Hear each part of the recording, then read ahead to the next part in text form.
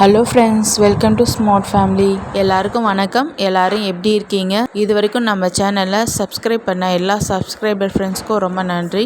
இன்றைக்கி நம்ம ஹெல்த்தியாக கிட்ஸ் பிரேக்ஃபாஸ்ட்டுக்கும் ஈவினிங் ஸ்நாக்ஸுக்கும் சர்வ் பண்ண ஒரு ஸ்பெஷல் ரெசிபி தான் பார்க்க போகிறோம். நட்ஸ் பணியாரம். இது ரொம்ப ஈஸியாக இருக்கும்.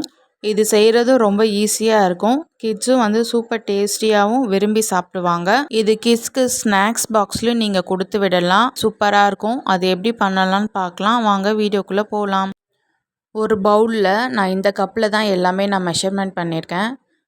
இந்த ஒரு கப் அளவுக்கு கோதுமை மாவு எடுத்துக்கலாம். சால்ட்டு வந்து கொஞ்சமாக போட்டுக்கலாம். இதே கப்பில் 3/4 கப்பு அளவு நாட்டு சர்க்கரை எடுத்திருக்கேன். அதையும் ஆட் பண்ணிக்கலாம். உங்ககிட்ட நாட்டு சர்க்கரை இல்லைன்னா வெள்ளை சர்க்கரை இருந்தால் அதையும் ஆட் பண்ணிக்கோங்க. ஒரு கப்பு இட்லி மாவு, நம்ம வீட்டில் வச்சுருக்கிற இட்லி மாவு, அதையும் ஆட் பண்ணிக்கலாம்.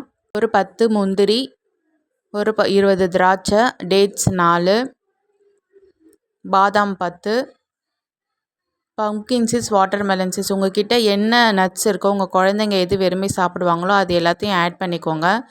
இது எல்லாத்தையும் நான் வந்து வாஷ் பண்ணிவிட்டு கிரைண்ட் பண்ண போகிறேன். நீங்கள் வந்து கீயில் வந்து ரோஸ்ட் பண்ணி அப்படியும் நீங்கள் ஆட் பண்ணிக்கலாம். நான் வந்து இன்றைக்கி இந்த மாதிரி தான் செய்கிறேன். இதை நல்லா வாஷ் பண்ணியாச்சு. 3 ஏலக்காய் சேர்த்துட்டு நான் இதை ஒரு மிக்ஸி ஜாரில் போட்டு நல்லா பேஸ்ட் மாதிரி அரைச்சிட்டு வந்துடுறேன்.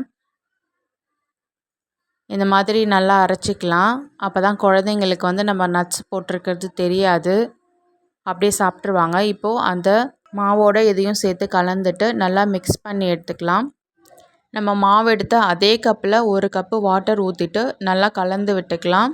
இட்லி மாவு பதத்துக்கு மாதிரி கலந்துக்கலாம். கலக்கிற வரைக்கும் நல்லா இந்த மாதிரி நல்லா கலந்துக்கணும். இட்லி மாவு ஊற்றினா எப்படி கொஞ்சம் திக்காக இருக்கும், அந்த அளவுக்கு இருக்கணும். உங்களுக்கு கூடவோ குறைவோ தண்ணி வந்து அதுக்கேற்ற மாதிரி நீங்கள் கலந்துக்கோங்க.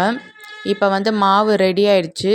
இந்த மாவு நீங்கள் ரெடி பண்ணி ஃப்ரிட்ஜில் ஸ்டோர் பண்ணி வச்சுட்டு குழந்தைங்க ஸ்கூலில் ஈவினிங் வந்ததுக்கப்புறம் நீங்கள் சூடாக ஊற்றி கொடுக்கலாம். இப்போ பணியார கல் வச்சுக்கலாம். கொஞ்சமாக நெய் வந்து எல்லா குழியிலையும் நல்லா ஆட் பண்ணிக்கலாம். குழந்தைங்களுக்கு கொடுக்கறதுனால நம்ம நெய் கொஞ்சம் நல்லா தாராளமாகவே ஊற்றிக்கலாம். நான் ஆல்ரெடி வீடியோவில் போட்டிருப்பேன். அந்த எக்ஸிபிஷனில் வாங்கின நெய் தான் இது. இதோட ரேட் வந்து 300 ரூபா. நல்லா வாசனையாக நல்லா மணலாக சூப்பராக இருந்தது. இந்த நெய் வேணும்னா உங்களுக்கு நான் நம்பர் வந்து டிஸ்கிரிப்ஷனில் கொடுக்குறேன். இப்போ நெய் உருகிடுச்சு. இப்போ நம்ம ரெடி பண்ணி வச்சுருந்த மாவை வந்து எல்லா குழியிலையும் ஆட் பண்ணிக்கலாம். ஸ்டவ் மீடியம் ஃப்ளேமில் வச்சுக்கலாம். இது வந்து கோல்டன் ப்ரௌன் கலர் ஆகிற வரைக்கும் நல்லா வேக வச்சுக்கலாம். இப்போ ஒரு பக்கம் வெந்துருச்சு, இன்னொரு பக்கம் திருப்பி விட்டுக்கலாம். இன்னொரு பக்கமும் நல்லா கோல்டன் ப்ரௌன் ஆகிடுச்சு. இப்போ இதை வந்து ரெடி ஆகிடுச்சு. இதை வந்து பிளேட்டில் சர்வ் பண்ணிடலாம். பாருங்கள், பார்க்கும்போது எவ்வளோ சூப்பராக இருக்குது. இந்த மாவில் வந்து நான் குழந்தைங்களுக்கு கொடுக்கறனால பேக்கிங் சோடாலாம் நான் போடலை. உங்களுக்கு வேணும்னா நீங்கள் பேக்கிங் சோடா ஆட் பண்ணிங்கன்னா இன்னும் கொஞ்சம் நல்லா சாஃப்டாக இருக்கும். நம்ம வந்து தேங்காய் எண்ணெயிலையும் செஞ்சுருக்கேன் நான். தேங்காய் எண்ணெயில் செஞ்சாலும் அதுவும் சூப்பராக இருக்கும். இப்போ பாருங்கள், ரெடி ஆகிடுச்சு. இதே மாதிரி நீங்கள் உங்கள் குழந்தைங்களுக்கு செஞ்சு கொடுங்க. செஞ்சு பார்த்துட்டு எப்படி இருக்குன்னு கமெண்ட் பண்ணுங்கள். இந்த வீடியோ உங்களுக்கு பிடிச்சிருந்துன்னா மறக்காமல் லைக் பண்ணுங்கள், ஷேர் பண்ணுங்கள், சப்ஸ்கிரைப் பண்ணுங்கள், பக்கத்தில் இருக்க பெல் பட்டன் கிளிக் பண்ணுங்கள். பை ஃப்ரெண்ட்ஸ், நாளைக்கு இன்னொரு வீடியோவில் பார்க்கலாம். தேங்க்ஸ் ஃபார் வாட்சிங்.